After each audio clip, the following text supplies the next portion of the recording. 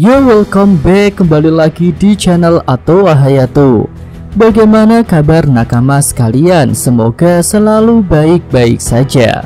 Yosa chapter 1093 akan segera rilis minggu ini, ya karena tidak libur.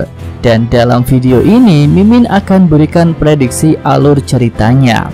Oke lah, tanpa basa-basi lagi, langsung aja kita masuk ke pembahasannya.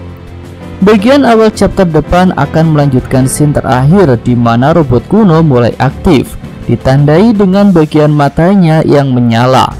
Lalu Polo Egghead akan bergetar karena sang robot kuno perlahan-lahan mulai bangun dari tempatnya. Nah, robot kuno dari masa lalu ini punya kekuatan yang hebat, dan itu bersumber dari material pembuatnya yang kokoh yang tahan lama hingga sampai ratusan tahun. Dan juga karena menggunakan energi genderang kebebasan yang bersumber dari detak jantung Luffy saat berubah menjadi sosok Gear 5 Nika. Genderang kebebasan dari Luffy memang punya semacam kekuatan. Hal itu juga ditunjukkan ketika Luffy bertarung melawan Kaido. Saat itu Luffy yang sudah kehabisan tenaga bisa mendapatkan tenaga baru saat jantung genderang kebebasannya berbunyi. Selanjutnya kita beralih pada pertarungan Luffy versus Kizaru, di mana Luffy sudah berubah menjadi wujud raksasa dan menggenggam tubuh Admiral Kizaru.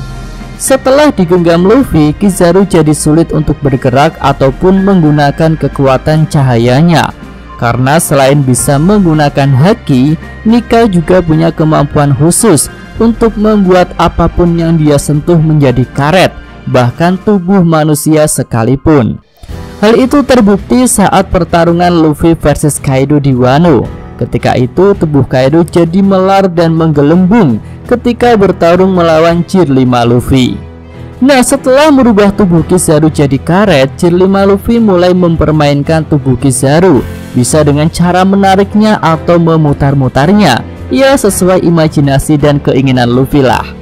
Namun tiba-tiba Sanji muncul. Dia pun menyarankan agar Kizaru dikurung dalam gelembung Devil Fruit saja, seperti para Serapim, agar Kizaru jadi lemas dan tidak bisa bertarung lagi. Luffy pun setuju dengan hal itu, karena tujuan para Vegapunk dan kru topi jerami saat ini adalah pergi dari Pulau Egghead secepat mungkin. Nah, saat berada dalam gelembung, Admiral Kizaru tidak bisa melakukan perlawanan lagi. Tubuhnya akan lemas ketika berusaha melarikan diri. Efek gelembung ini seperti borgol batu laut, di mana borgol batu laut itu bisa mengunci pergerakan Big Mom ketika berada di Wano Kuni. Nah, setelah mengunci pergerakan Kizaru, Vegapunk tampak bingung memikirkan cara untuk melarikan diri. Karena walaupun Frontier Dome sudah dibuka, jika tidak punya robot untuk pergi maka akan sia-sia. Tapi setelah melihat wujud raksasa Gear 5 Luffy, Vegapunk jadi punya ide untuk membuat Luffy menggantikan peran robot Vega Force. Jadi Luffy dalam mode raksasa lah yang akan membawa kapal Sanigo menuju ke bagian belakang pulau. Seluruh tim yang ada di sana pun setuju dengan hal itu dan persiapan untuk melarikan diri segera dimulai. Namun di sini masih ada satu masalah, yaitu Zoro belum kembali. Para kru topi jerami sih tidak mengkhawatirkan Zoro akan kalah dari Lucci. Mereka yakin Zoro akan menang.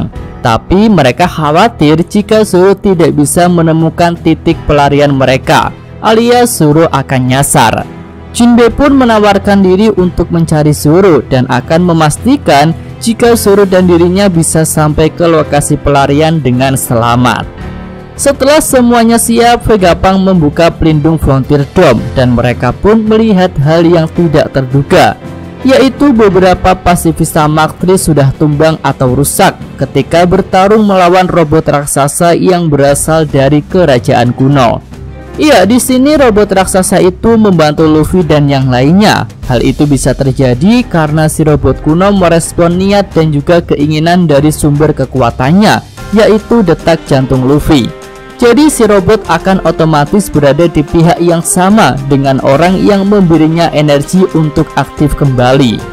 Luffy, Vegapunk, dan semua orang yang akan turun dari Labo Pass tampak sangat terkejut ketika melihat kekuatan robot kuno saat bertarung.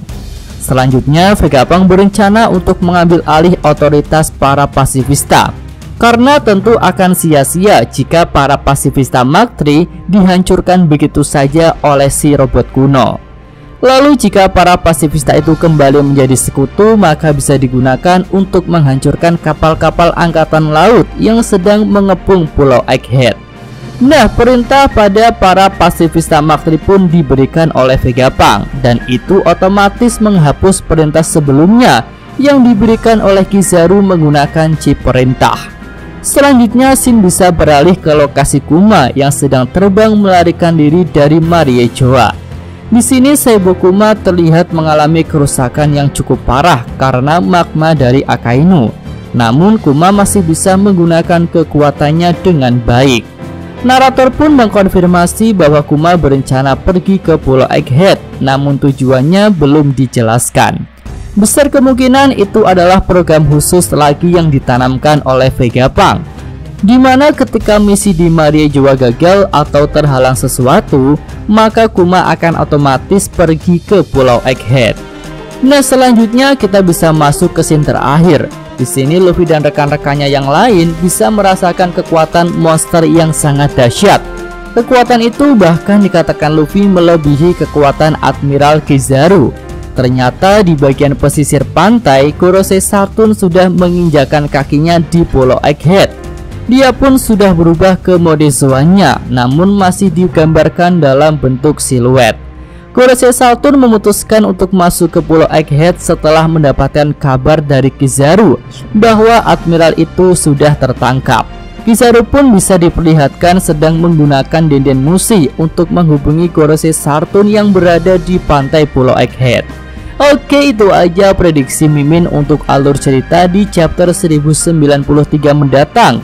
Jika nakama sekalian punya prediksi lain yang lebih bagus, bisa tulis pada kolom komentar. Yosa, Mimin atau Hayato, terima kasih. Ya, cukup sekian video kali ini. Semoga nakama sekalian menyukainya. Terima kasih sudah nonton. Jangan lupa like-nya dan subscribe channel atau Hayato. Yo!